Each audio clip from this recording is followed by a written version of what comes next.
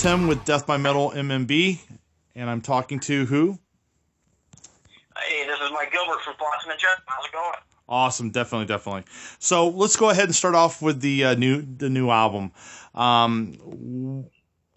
What was the new concept as far as like creating the new album? How long did it take, and is it one person that kind of writes the music and so forth, or is it like a collective of all of you? You know, that's a great question. It's collective with all of us right now. We've got so many assets in this band. With the addition of Steve Conley, Yep. Michael Spencer, and Ken Mary now, everybody has like super good songwriting skills.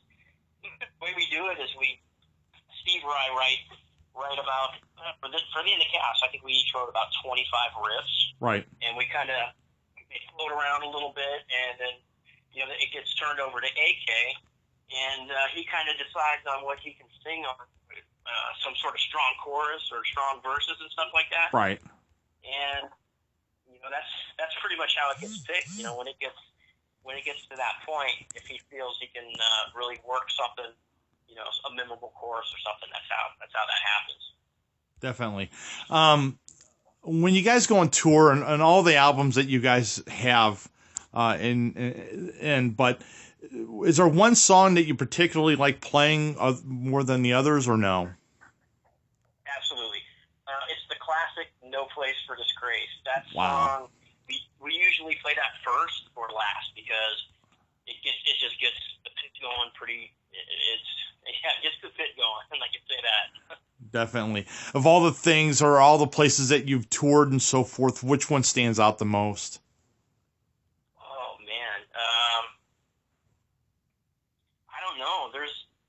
We played Wacken last year in Germany. How was that? And that it's like a drug, When you step out onto the stage and there's all those people looking at you, it's unbelievable.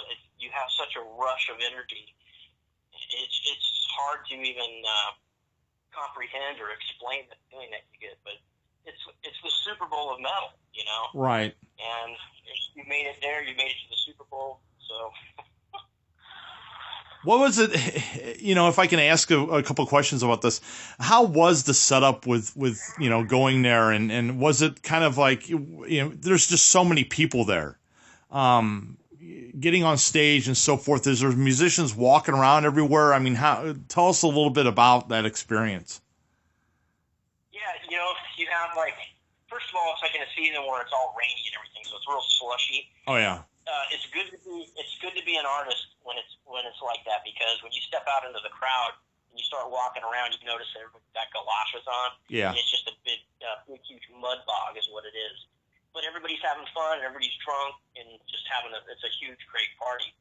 But for us, luckily we get to hang out backstage where, we don't have to wear galoshes. We got a nice little walkway to walk on, which is really cool. Right.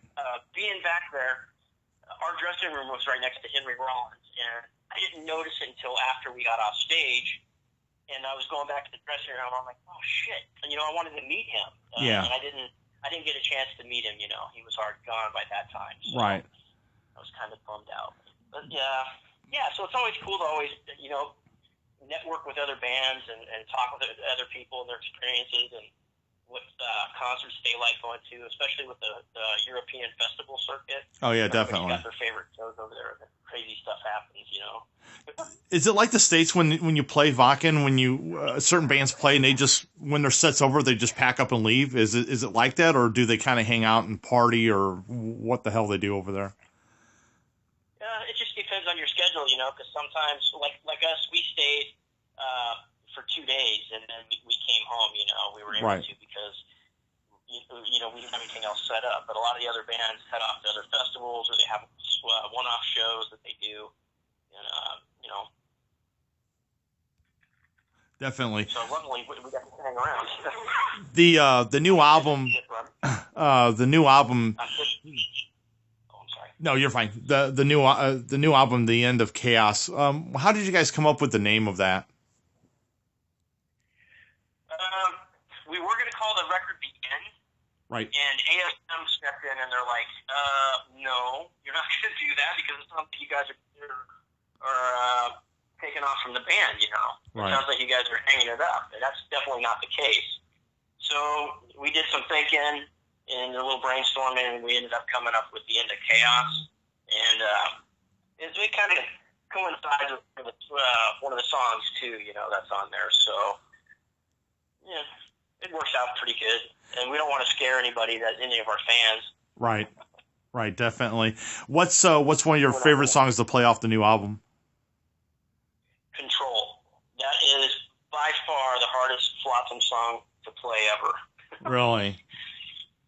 Oh, yeah, it's insane. It's so fast. If you end up missing a note on it when you're playing it, you end up just getting totally derailed.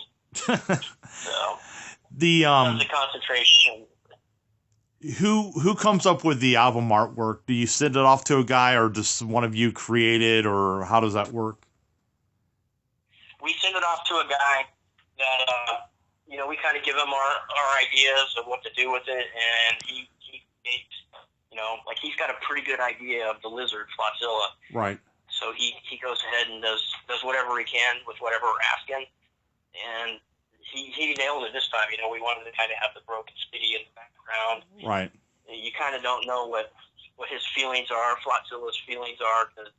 Is he pissed that the city's broken down, or is he the one that just destroyed it, or what's going on, you know? Right. Definitely. As far as of all the touring that you've done and so forth, is there one band that you wanted to tour with, and if you did tour with them, how was that experience? Yeah, I always enjoyed touring with Megadeth. We've done a few tours with them. Right. And Dave's all of them were fun to hang out with. And we've got a lot of history together and stuff like that. But as far as newer bands or other bands that I'd like to tour with, I'd like to tour with Metal Church. I think that would be a good tour. Touring with Overkill's been pretty badass. I'd like to do a lot more tours with those guys if we can. Oh, yeah, we just definitely. came back from Europe with them, and we're getting ready to go back in September with them at Destruction again. So those guys are always killer to tour with. I had an interview with Schmier a while back, about a year and a half ago, and I talked to him, and every once in a while I'll message him like, you know, Merry Christmas or whatever it is, and he'll talk to me a little bit about St. Louis and about, you know, he likes eating food and so forth. But we're going to end up interviewing Overkill this Sunday. So who in Overkill? I don't know. You know what? I don't really know. I last time it was Bobby. We interviewed him like 4 years ago or 3 years ago, and it was Bobby. And then they just came to us and they said, "Hey, do you want to interview Overkill? They're coming into St. Louis." And I was like, "Oh yeah, definitely. You know, I'm not going to pass it up. They got a brand new album out and whatever." I was hoping you guys would be on the tour. I was kind of confused. You guys, you mentioned Metal Church. They just was here 2 days ago. How come that's never? I wonder why that's never happened. Like you, Metal Church. I thought Sacred Reich would be a good person to tour with. You know, again, Overkill all together. I never understood why old thrash metal bands never got together. I would think it'd be a hell of a tour to have like 4 or 5 of you guys linked in together and tour across the states. I think that would be just phenomenal. Yeah, you know, I can't even tell you how many Metal Church tours we've all planned together. There's probably been like 4 or 5 of them. Yeah. Maybe even more than that. But we've planned, and then it just doesn't happen due to timing. You know, sometimes the album gets postponed. You know, I think the last time they ended up getting a new singer is what was going on. So, yeah, it's just trying to get the planets to line up. We did 70,000 tons a few years back with them, and you know, we kind of became pretty good friends with them. And I just don't know why we haven't done any shows yet. Just no. The planets aren't aligned. Sacred Reich, you know, that makes all the sense in the world. Being another band from Phoenix. Absolutely, I didn't, and even Atrophy, the old thrash metal band from the '80s. I talk to Tim Kelly all the time, and they're coming out with something new here soon.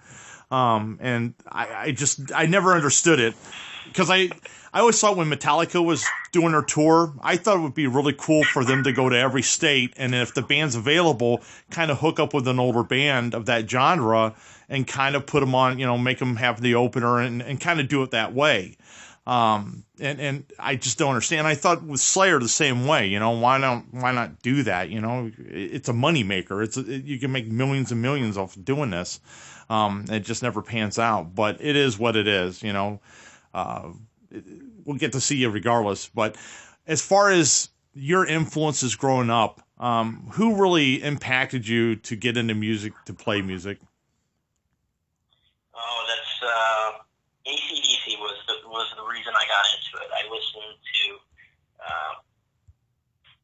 Jack is what it was, and I just would sit there and listen to that song over and over, and just something about the guitars, like the reverb on it, it Right. sounded killer. I was like, I gotta play guitar. And my mom ended up buying me a guitar for like $20 at Kmart, which I still have the guitar. And it's actually a pretty nice little guitar for learning on. Right. And they knew I was going to stick with it, so they ended up buying me a Les Paul after that. And, you know, and now I got like 20 more of them. What's your favorite guitar to play? Oh, man. It just depends on my mood. Sometimes I play my Paul Reed Smith. My Les Paul is always like, that's my baby, you know. But lately I've been playing Jacksons, and I've been really happy with those guitars. And not even the USA ones, they're the ones that are made in Indonesia. Right. The X series are pretty nice. Definitely. And as far as this is the ultimate question, I don't know if you even would have an answer for that. As far as like when Jason Newsted played in a band, and I don't even know how. There's always rumors of how long he played in a band or whatever, and I think he played on that first album. I'm not really sure. There's just really not a definite answer. But do you run into people like that? Has he ever come to a Flotsam show or taken part in anything? Yeah. I talk to him a few times a year. You know, I still offer him gigs. You know, if he wants to come and play with us. We're doing the U.S. tour, and Michael Spencer's not going to be. He's not going to be doing some of the shows. Right. So, excuse me. So you know, I extended to Newstead. Hey, if you want to jump in and play some shows, I'd love to have you out. You know. And there was some talk before Ugly Noise of him coming back to the band and maybe participating in it again, but it didn't work out for him. So. Right. Unfortunately. I don't know. It's Michael Spencer now, so. Yeah, I mean, definitely. I mean, your band's solid lineup, but like I said before, I know Kirk Hammett played with Exodus for a little bit, and they've had him come back or whatever, and just for shits and grins to do it. But it is what it is. But so you guys are going over to Europe a little bit later. What else is in store? Do you have anything else in store in the future? Yeah, we got tons of stuff going on. We're doing the U.S. tour, 5 weeks. It starts this coming Friday night. Well, I shouldn't. Not tomorrow, but next Friday, I guess. Right. And we start in Denver, and we just kind of do a horseshoe around the nation and hit some shows up in Canada as well. And then we come home. We're off for about 2 weeks, and then we go to Europe. We come back we go to Europe for July. We come back. We go back out for August, and then we go back in September. And we're back with Overkill and Destruction then. And then after that, we hope to hit some more primary markets in the United States. Definitely. So it's going to be a busy year for us. Definitely. Last two questions. What was your very first metal concert, and what was your very first metal album you ever bought? My very first metal concert was Ozzy Osbourne with Randy Rhoads on Diary of a Madman. And my first metal, like, serious metal record. Yeah. I think it was Metallica. Like, the first time I heard Hit the Lights.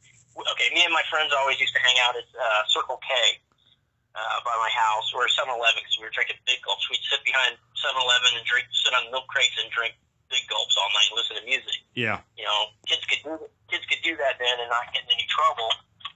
And one of our friends brought this tape, Metallica tape, this Hit the Lights, and I was just like forever changed. My life was never the same after that. No, I think I ended up getting it wasn't Metal Blade, it was Metal Massacre. I ended up getting a tape, and it had Metallica on it and a bunch of others. And I bought it from Kmart, and I'll never forget. And I never heard of Metallica, and I put it in. I was like, who the fuck is this? And that was all she wrote. I started spending every paycheck on like Anthrax and whoever, you guys and whoever I can grab, you know. And it's kind of a shame because nowadays you don't have record stores as much as we did when we were kids.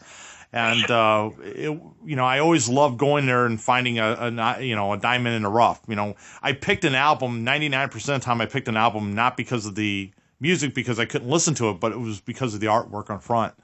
And that's why. Yeah, that's old school stuff right there. Same here. You know, that's how I chose it. And nowadays, you know, I kind of whenever I do the press releases and so forth, I kind of look at the album covers and I'm like, you know, God, you know, maybe this thing is going to be good. And you know, it's probably 50-50 nowadays. It has a badass album cover, but I listen to the music, I'm like, what the fuck is this? You know? So, but yeah. It is what it is. But anyway, I wish you guys nothing but the best of luck, you know, and be careful on tour and do what you got to do. And hopefully we'll see you here in St. Louis soon. Thank you. Are you going to come to any of the shows? I would like to try to if they're on in St. Louis, definitely, because I've met you guys before. Actually, I went with you guys a while back when you were in St. Louis. I went to Pappy's and got some food with you, and we all went down to Pappy's. I don't know if you were involved with it or not. Oh, yeah, that was the barbecue place. Yeah, it was me. I think it was me, you, Steve, and somebody else went. Oh, okay. Dude, I know you. What the heck? Yeah, definitely. If we would have Skyped, I'd have been like, hey, what's up? Yeah, because like I said before, I don't really, like, I talk to so many musicians, but a lot of times people forget, you know, there's like, you sound familiar, but I don't know. But we talk to so many bands, and we run into them. We always go to Pappy's in St. Louis, or we hang out, or we bullshit or talk. And once they see me, and especially with me getting shot, it's like a lot of people like, I know who the fuck you are. And it's pretty cool. But yeah, I always come to you know, your shows specifically. But Metal Church was the other night, and I didn't go because my leg didn't feel up to do it. And it's a food bar, and I kind of stay away from that place as much as I can. You know, just is what it is. If I have to go, I'll go. But Overkill's playing at Delmar Hall, and that's kind of like a 700 seated, you know, building. So we'll see how that goes. Well, they're on fire right now, man, so don't miss that one. Oh, no. I got the interview. I'm going to do all that. But hopefully you guys come through St. Louis. I don't know what your tour dates are. All right. So, but other than that, man, hopefully you come through St. Louis, and we'll check you out. But wish you nothing but the best of luck, and thank you for calling. Tim, thanks for having me, dude. Looking forward to seeing you again, man. You too. Take care, buddy.